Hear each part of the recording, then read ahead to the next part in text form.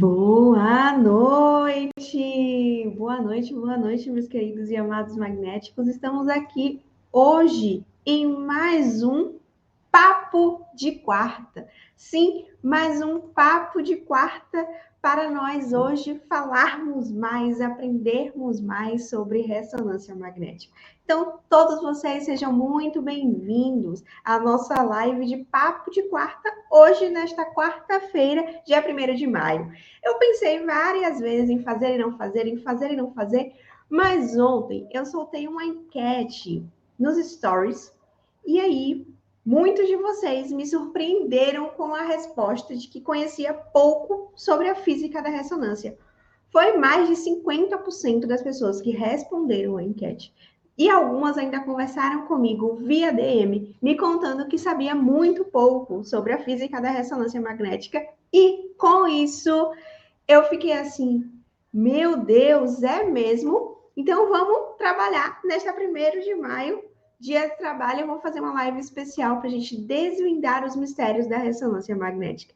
Então, você que está aqui hoje, esteja junto comigo, animado, animada, para a gente aprender e desvendar esses mistérios, porque a gente vai juntos, sim, desvendar os mistérios da física da ressonância magnética. E eu espero que vocês estejam prontos para mergulhar nesta física incrível da ressonância magnética. O tema de hoje, como eu já falei para ti, é desvendar os mistérios da física na ressonância magnética, tanto na teoria como na prática. A gente vai explorar juntos como os princípios físicos traduzem aplicações práticas dentro da RM de uma técnica especial que é uma medicina diagnóstica em diversas outras áreas, que vai auxiliar o diagnóstico de doenças, vai auxiliar em tudo que está avançando e crescendo cada vez mais no diagnóstico e ajudando cada vez mais pessoas no ato da sua do seu desmembramento, né, dos exames que estão cada vez mais juntos, presentes no meio, no dia a dia de nós. Então, para quem ainda não me conhece, eu sou Camila Barreto, especialista em ressonância magnética, sou biomédica de formação. Estou aqui hoje para te ajudar a desvendar os mistérios da física da ressonância magnética. Sim, hoje, 1º de maio, dia do trabalho, eu resolvi te ajudar devido a uma enquete que eu coloquei ontem nos stories perguntando assim: quem conhece sobre física da ressonância magnética? E mais de 50% de vocês não sabem. Sabem de 0 a 25% da física da ressonância magnética, e isso é grave. Vamos desvendar esses mistérios aqui hoje, agora, para que juntos possamos alcançar o quê? Sermos experts em ressonância, nos tornarmos profissionais requisitados e bem pagos. Eu, particularmente, estou muito empolgada por compartilhar um pouco do meu conhecimento e a paixão por ressonância magnética aqui com vocês. Então, sem mais delongas, nós vamos embarcar nessa jornada fascinante pela física DRM. Espero que aproveitem cada momento comigo aqui. Lembre-se de interagir aqui nos comentários da live no YouTube e também nos comentários da live no Instagram. Deixe seu like no vídeo. Se você ainda não se inscrito no canal, se inscreve no canal. Isso ajuda muito. Ao longo da live eu vou ficar respondendo as suas perguntas. Podem deixar que eu estou aqui sempre de olho, caso vocês façam. Beleza? Bora lá começar? Para a gente se situar, vamos adentrar nos conhecimentos, nos conceitos teóricos por trás da ressonância magnética. A gente vai fazer uma imersão fascinante na física. Primeiramente, a gente precisa esclarecer o que é ressonância magnética e por que ela, de fato, é tão relevante. Em termos simples, RM, que é a nossa sigla mais fácil de pronunciar, é uma técnica de imagem que utiliza campos magnéticos e ondas de rádio para gerar imagens do corpo humano, para gerar imagens detalhadas do interior do corpo e de outros objetos também, como a gente faz alguns estudos em cães, em cadáveres, pessoas vivas ou pessoas mortas. A gente faz estudos também de frutas, por exemplo. Tudo isso é estudado através da ressonância magnética. É uma ferramenta poderosíssima e versátil, amplamente utilizada na medicina, pesquisa científica e indústria. Para a gente compreender como a ressonância funciona, a gente precisa entender os seus fundamentos físicos. É a base de tudo. Para a gente saber muito sobre a prática, a teoria a gente precisa também saber sobre ela. E a base da ressonância está na interação entre os spins nucleares e os campos magnéticos. Quando colocamos em um campo magnético forte, eles se alinham a este campo. Mas o que acontece, assim, Camila, quando a gente aplica uma onda de rádio a esse sistema? É nesta hora, é aí que a magia acontece. A onda de rádio, ela vai ser absorvida pelos spins, fazendo com que eles mudem do seu estado de energia. Quando a onda de rádio é desligada, ela é ligada e depois ela vai ser desligada, esses spins eles vão retornar ao seu estado original, porque eles foram excitados e eles vão relaxar, obviamente, e vai liberar energia na forma de sinal de ressonância magnética. E esse sinal é o que a gente vê de fato da imagem formada. A gente vai dar uma olhada, observar, entender os componentes básicos de um equipamento de ressonância magnética. A gente tem ímãs supercondutores, que são responsáveis por criar um campo magnético forte e estável. A gente tem os gradientes de campo magnético, que permitem a localização precisa da origem dos sinais. E, por fim, os pulsos de radiofrequência, que a gente utiliza esses pulsos para excitar os spins e gerar o sinal em ressonância magnética. Mas, durante a aquisição da imagem por ressonância magnética, são aplicados pulsos de radiofrequência e esses gradientes de campo magnético de forma controlada. Isso resulta na geração de um sinal de ressonância bem específico de cada tecido, que não é capturado ou processado para formar a imagem detalhada do corpo. Bora observar aqui esse esqueminha para que vocês consigam entender melhor o que está acontecendo no nosso corpo para a realização dos exames em ressonância magnética. Bora lá. Deixa eu mostrar uma imagem aqui para que vocês observem e a gente entenda melhor como é que isso acontece. Vou até aumentar um pouco mais ela para que vocês vejam melhor aí esta imagem. A gente entender o que eu falei do que acontece aí para gerar a imagem, o que a gente vê na geração da imagem. Bora lá. Acompanha aqui comigo, tá? Acompanha aqui comigo. Presta atenção. Observa essa imagem aí. Quando a gente tem um spin dentro da ressonância magnética, a gente está fora, vamos pensar e imaginar que a gente está fora da sala de ressonância magnética. Estamos fora da sala de exame. Estamos fora, obviamente, nossos spins eles estão alinhados do jeito que eles querem, bem a levante, bem tranquilos, ó. Eles estão um para cima, outro para baixo, um para o lado, outro para o outro, inclinado, vertical, horizontal, enfim, do jeito que eles querem. Só que aí, a gente entrou na sala de exame. Entramos na sala de ressonância magnética ou para sermos pacientes ou para posicionar o nosso paciente. Assim que a gente entra na sala, nossos spins eles são alinhados. E ao se alinhar, eles assim alinham por conta do campo magnético que está presente ali naquela sala. Mas espera aí, Camila, que spins são esses aí que eles se alinham? Os spins de hidrogênio. São os spins de hidrogênio que se alinham. Por que o hidrogênio? Por que foi escolhido o hidrogênio? Porque é o átomo que está em mais abundância no nosso corpo.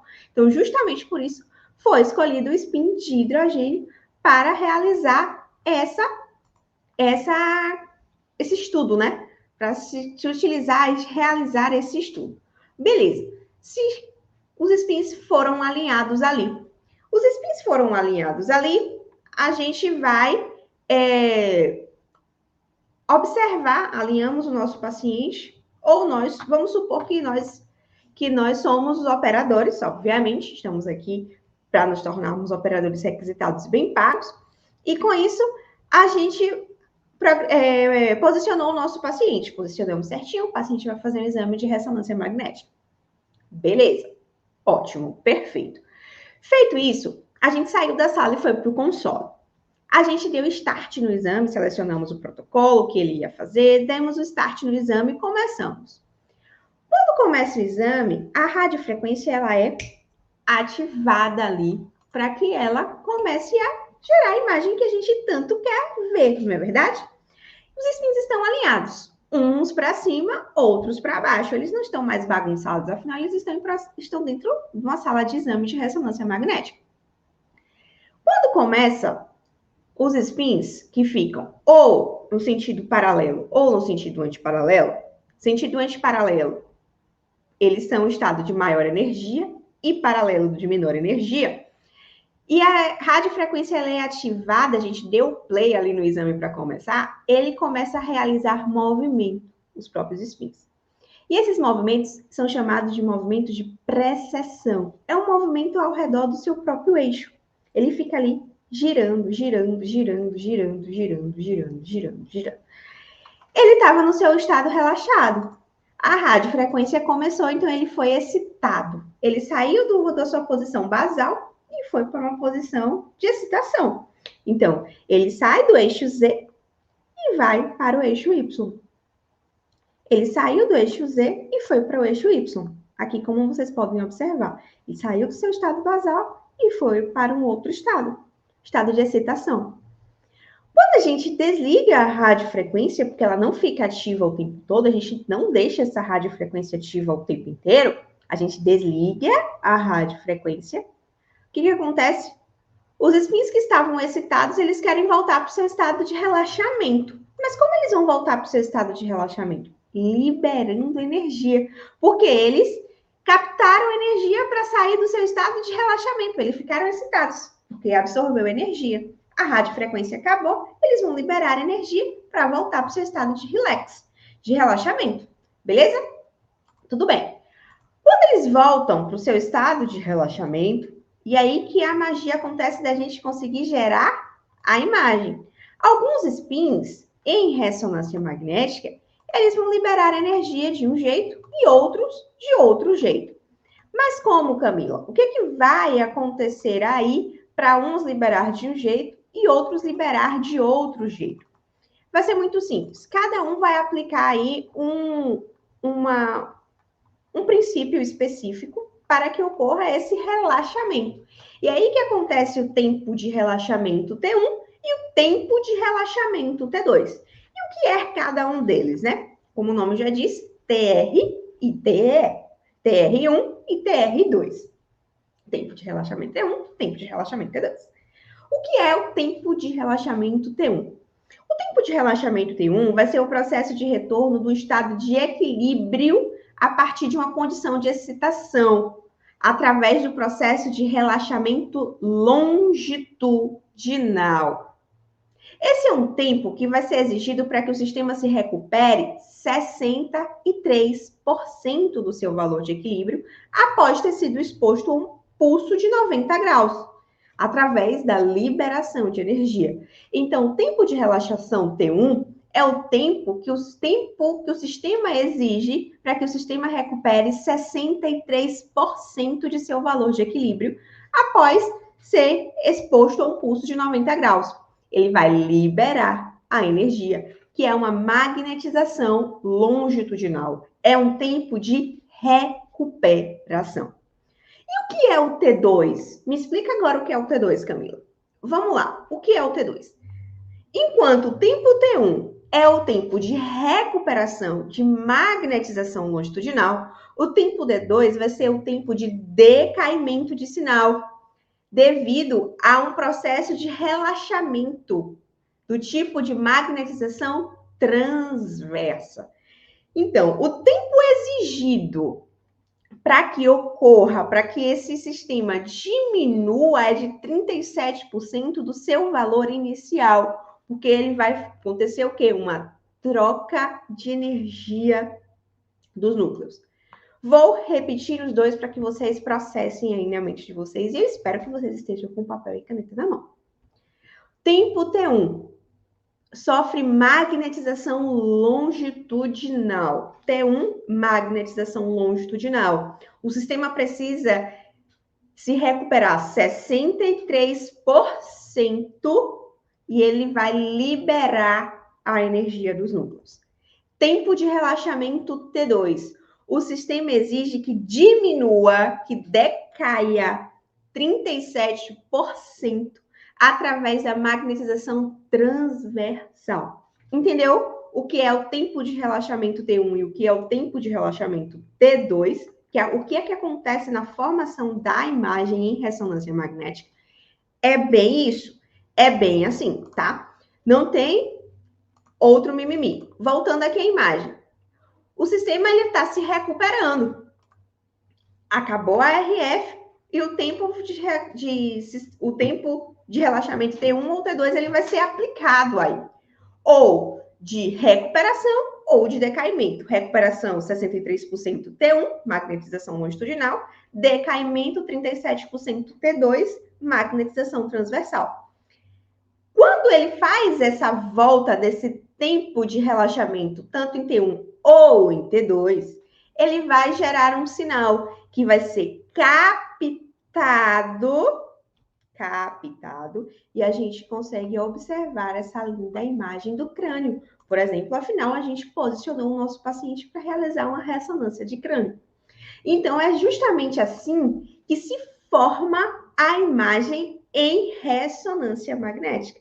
É deste jeitinho aí que acontece a formação da imagem em ressonância magnética.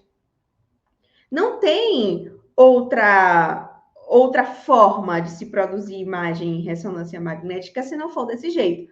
Vamos recapitular aqui para você gravar na sua mente. Afinal, você é um magnético que quer se tornar requisitado e bem pago no mercado de trabalho. Os spins estão alinhados, porque a gente está dentro da sala de ressonância magnética, posicionamos o nosso paciente, saímos para o console. Iniciamos o exame, ativamos a radiofrequência. Ao ativar a radiofrequência, os spins eles começam a fazer um movimento de precessão, o giro ao redor do próprio eixo. Ali, ó, girando 360 graus ao redor do seu próprio eixo. Beleza. Eles, sob a ação da radiofrequência, eles saem do seu estado basal para um estado de excitação. Eles adquiriram energia. Mas aí a radiofrequência foi fechada. Acabou a radiofrequência, foi desligada. O que acontece? Se eu estou excitada, eu quero relaxar. E os spins vão sofrer esse relaxamento. E existem dois tipos de relaxamento. Relaxamento T1, relaxamento do tipo T2. Relaxamento do tipo T1 é o relaxamento que sofre magnetização longitudinal. É o tempo que o sistema pede para se recuperar 63%. E o que é o relaxamento T2?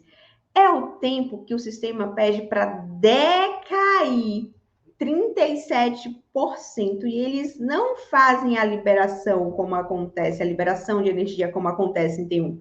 Em T2, ele vai fazer troca de energia entre os núcleos. Essa é a diferença do tempo T1, tempo de relaxamento T1 e o tempo de relaxamento T2. Fez isso, o spin relaxou, ele emite um sinal. Esse sinal vai para o computador e a gente observa através da imagem. A gente tem essa informação da imagem do crânio do nosso paciente. Então, é assim, de fato, que acontece o exame de ressonância magnética. É assim que a gente vai e consegue realizar, captar a imagem em ressonância magnética para a realização da formação da mesma, deste jeitinho aqui. A gente está mostrando aí imagens de crânio através desse esqueminha para entender a física da ressonância magnética. E agora nada mais justo que a gente pratique, né? Entenda, desvende o mistério da física também utilizando a prática da ressonância magnética. Mas como é que a gente vai desvendar a física dentro da ressonância magnética? É muito simples. A gente vai precisar agora focar um pouco também, ao desvendar esses mistérios da ressonância magnética, focar na prática. Vamos focar como as propriedades físicas dos tecidos, elas podem ser distinguidas através da ressonância magnética. Vem cá, por exemplo, o tecido cerebral, que a gente fez o exemplo aí da formação da imagem em ressonância magnética, ele apresenta características diferentes no líquido céfalo-raquidiano, o que possibilita a identificação de lesões ou de anomalias quaisquer. A gente vai observar, ao fato que a gente vai realizar uma simulação de um exame de crânio aqui agora, que os diferentes tipos de tecido, eles vão apresentar intensidade de sinais diferentes nas imagens por ressonância magnética. Isso nada mais é do que o resultado das propriedades físicas únicas de cada tecido, como sua densidade, sua composição química e o relaxamento dos espinhos nucleares. E além disso, a ressonância magnética, ela vai nos permitir, graças à sua tecnologia, ao desenvolvimento da sua tecnologia, ela nos permite obter informações funcionais do cérebro, como atividade neuronal, por meio de técnicas avançadas como a ressonância funcional. Isso tem aplicações significativas, informações, implicações importantes em neurociência e na compreensão de processos cognitivos, por exemplo. Porque antes da gente passar a pensar e fazer a prática e demonstrar a prática, eu sigo aqui também à disposição para tirar quaisquer dúvidas de vocês sobre a realização de como é que a gente vai fazer essa realização da formação da imagem em ressonância magnética. Então, vocês fiquem à vontade para deixar sua pergunta aí no chat. Estou acompanhando aqui o tempo inteiro e agora nós vamos observar como é que a gente faz de fato um exame de crânio na prática através do magnético em prática. Sim, nós vamos simular um exame de ressonância magnética. Temos aí já a tela de início do magnético em prática. Todos os alunos TMA, eles possuem o seu acesso único e sua senha. E aqui a gente coloca os nossos dados para entrarmos no magnético em prática. E aqui eu vou apresentar rapidamente a vocês o que temos dentro dessa tela de simulador do magnético em prática, para que vocês entendam de fato o que acontece aí para a realização dos exames, tá? Aqui na nossa simulação de hoje. Aqui, dentro do magnético em prática, vai ser o local que vai ficar o protocolo, que a gente vai abrir o protocolo de crânio. Aqui, esses 6 botões são onde vão ficar as sequências prontas. Esses 3 blocos maiores aqui em cima são onde a gente vai programar. O reloginho é onde ficará os parâmetros.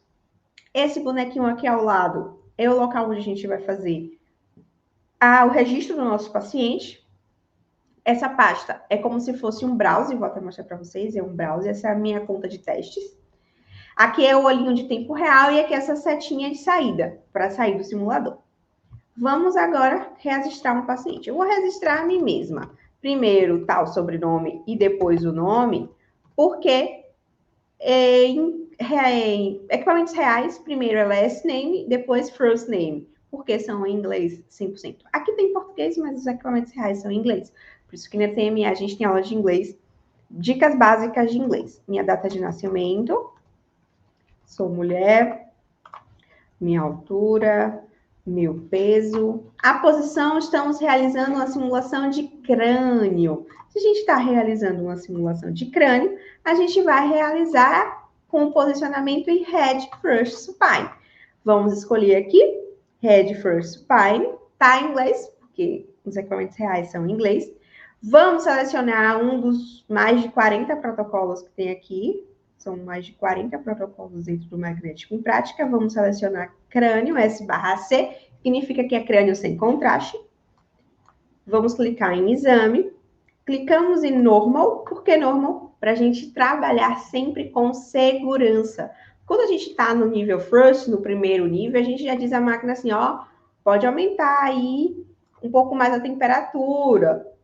Paciente aguenta. E no nível normal, a gente trabalha no nível mais aquecido de segurança, que é o que a gente deve fazer sempre.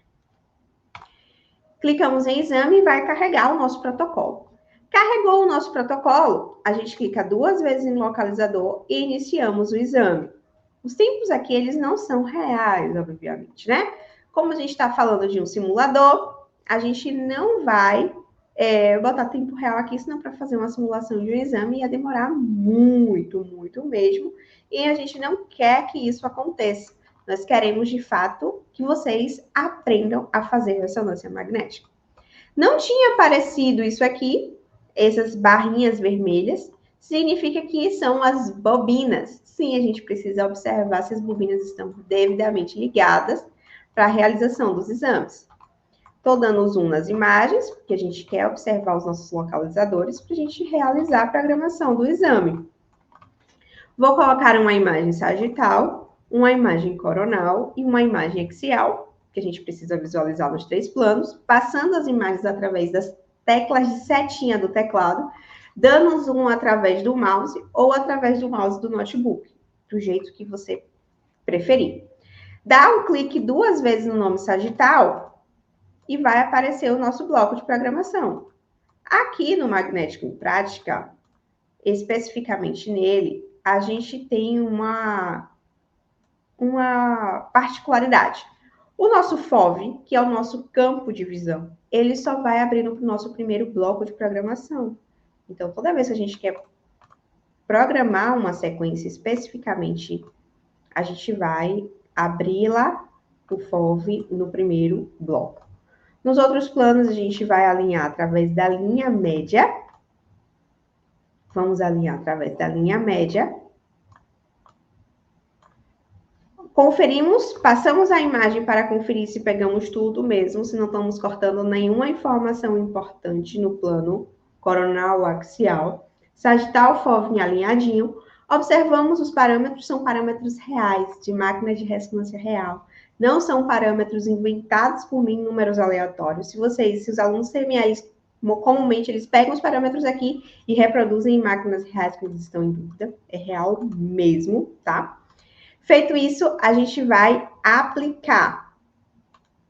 E vamos aguardar. Não, na verdade, vamos acompanhar a saída da sequência através da nossa telinha de tempo real. E a gente está observando aí a saída da sequência da ressonância de crânio que a gente está programando aqui. Nossa próxima sequência, assim como eu falei há pouco para vocês, que a gente estuda através dos diferentes métodos, diferentes sequências, a gente vai estudar aí as sequências agora com outras ponderações, com outros tipos de sequência. Começamos com Sagital T1, Turbo Espinheco 2D, rapidinho ali.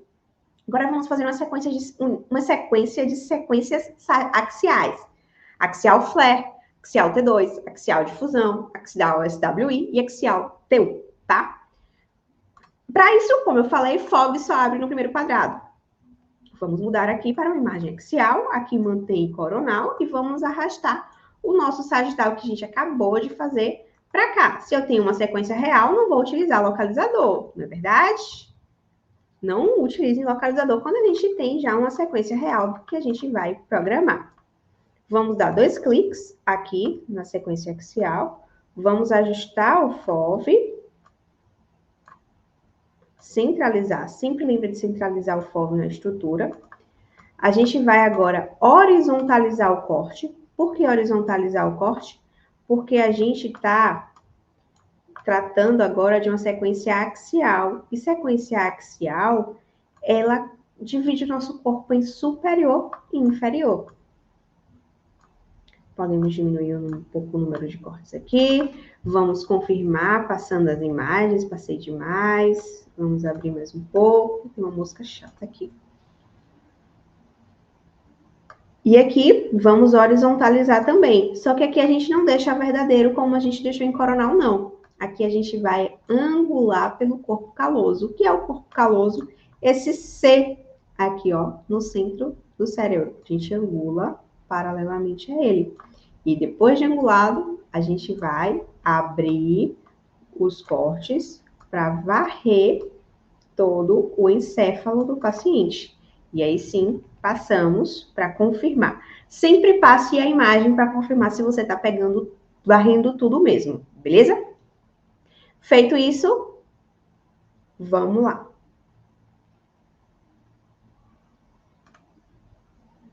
E vamos acompanhar aqui na telinha de tempo real também. A saída do axial flare.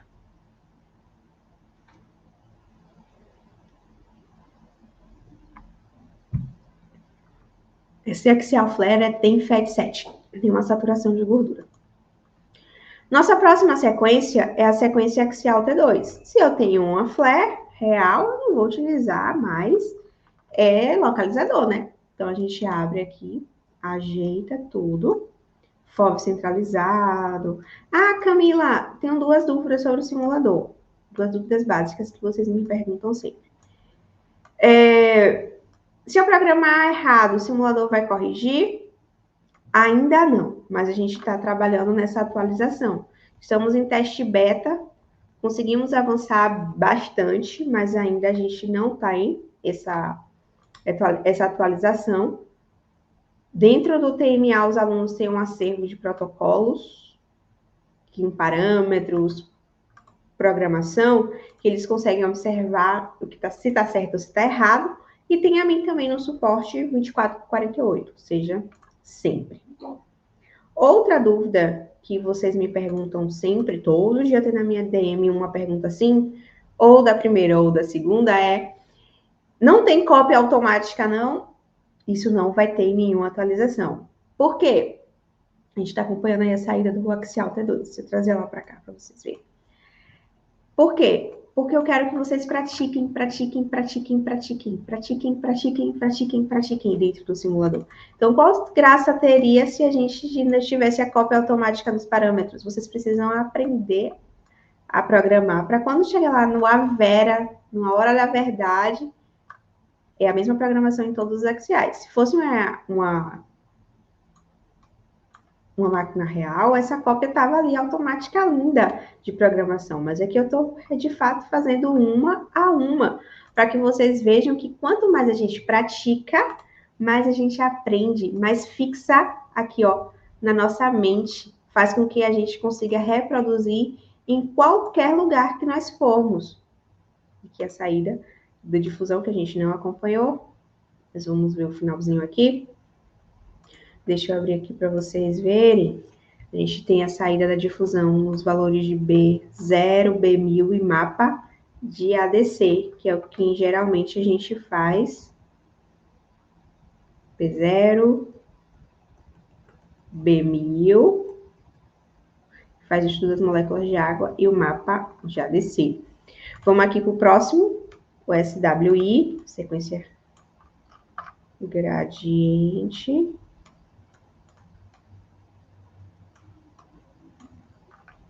FOV.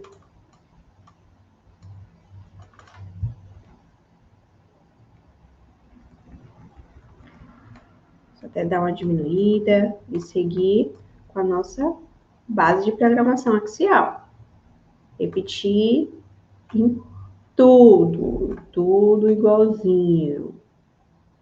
Angular pelo corpo caloso, angular pela linha média, centralizar FOV. Vamos acompanhar aqui agora a saída da sequência SWI pela telinha de tempo real.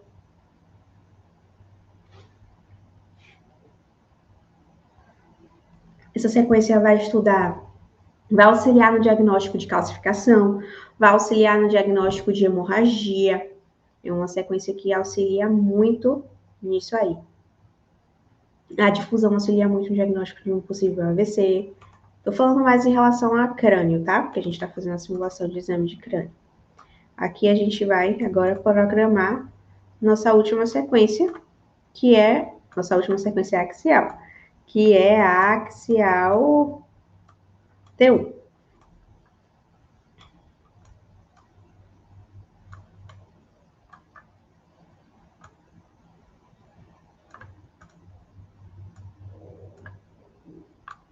Vamos aqui horizontalizar o corte no coronal. Angular no corpo caloso no sagital.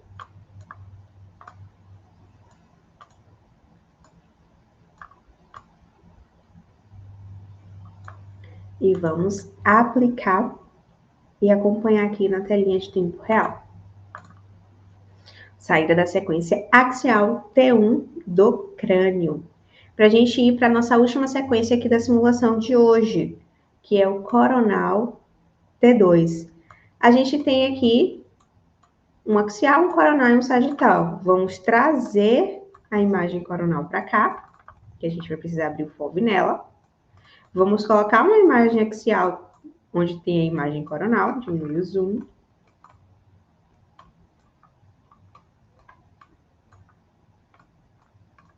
Vamos fazer esta troca importante.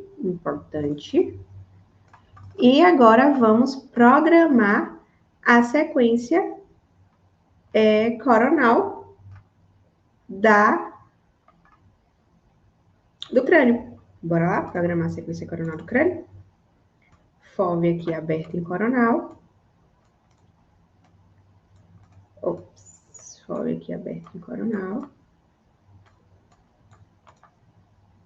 Diminuir o FOV, que está muito grande. Ajustar. Quanto maior for o FOV, a gente perde informação. A gente vai horizontalizar aqui. Corte. Deus um demais. A gente vai... Coronal divide o corpo anterior e posterior. Então, a gente coloca o bloco assim, sempre angulado pela linha média. Em sagital, a gente ou angula, tem médicos que gostam que a gente angule pelo tronco, ou a gente deixa verdadeiro. Alguns troncos parecem ser tão verdadeirinhos que a gente nem precisa fazer isso. Feito isso, a gente aplica. Desculpa. E aqui a gente acompanha a saída do coronal de crânio aqui no magnético em prática.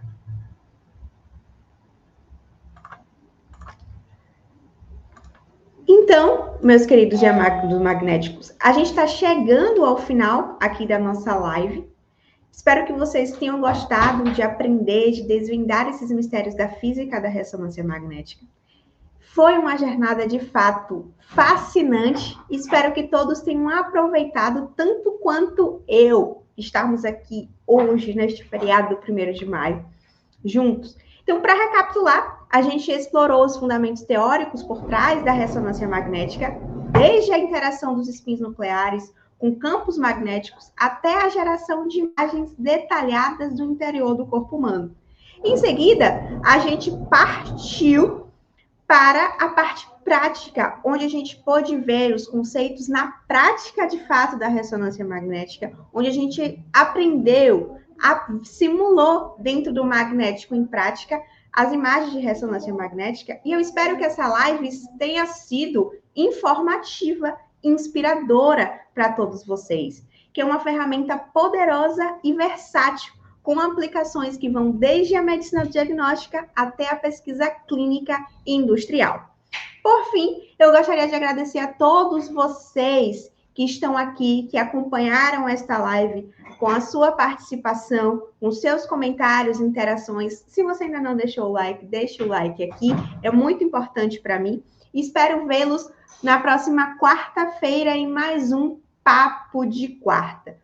Uma excelente noite para vocês. Aproveitem, descansem no seu feriado de dia de trabalho e a gente se vê na próxima quarta-feira em mais um Papo de Quarta. Fiquem com Deus. Até a próxima.